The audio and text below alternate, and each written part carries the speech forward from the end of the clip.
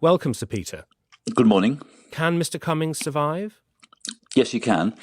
If I can sort of reflect on some of the broader things. First of all, just a little bit of, and normally it's right for the media to criticise politicians rather than the other way around. But if one of your previous contributors has been a member of a far-left party for decades, donated more to the Labour Party under Corbyn than I've given to the Tory Party in 40 years, is the wife of a former Labour Party special advisor and mother of Labour's head of complaints, that might have been better than just saying she's a member of SAGE.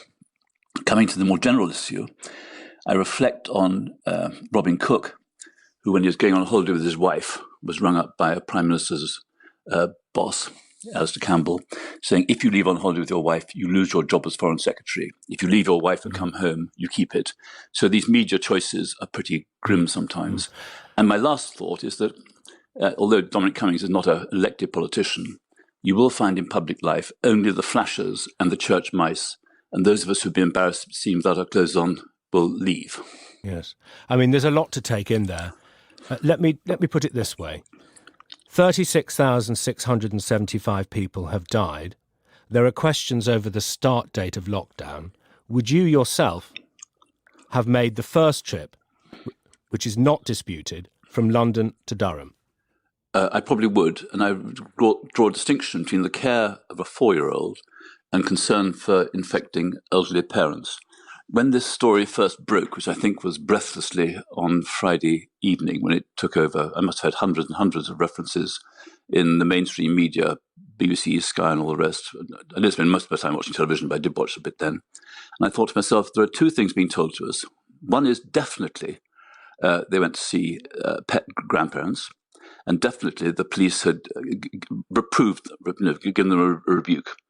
It now turns out that neither of those is true or necessarily true. So I think that if this story had started normally, which is, one, is it news? Second, does it matter? If it started normally without those two elements, I doubt it would have had that attention, or we'd still be discussing it 3 days later. OK, because on Mother's Day, which was the 22nd of March, before Mr. Cummings made the undisputed trip to Durham, the Prime Minister said the single best present we can give is to spare mothers the risk of catching a dangerous disease. The public was told to stay home, to stay lives. Do you see why people are hearing you as living in a bubble, Sir Peter?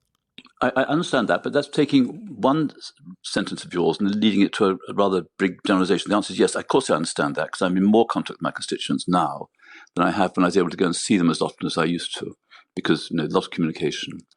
You talk about Mother's Day.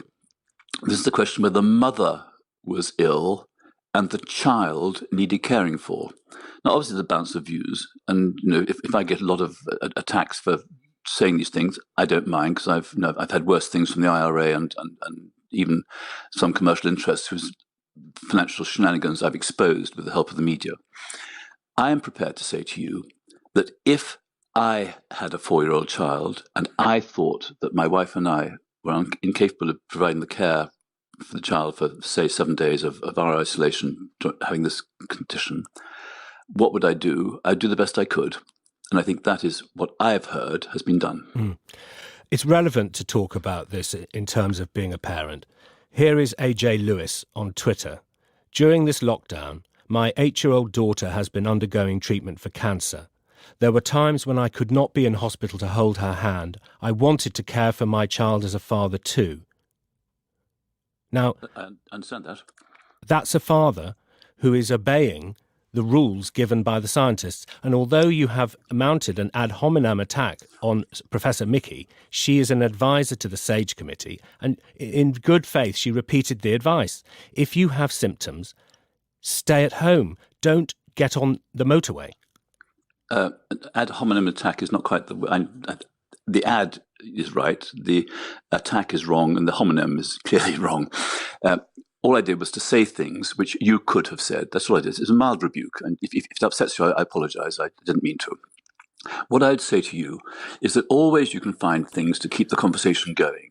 It's a bit like the time when my mother-in-law had to be admitted to hospital, and the son rang up and said, had she had to wait too long? We said no. They said, was she given preferential treatment? We said no. And you can't win sometimes, can you? Okay.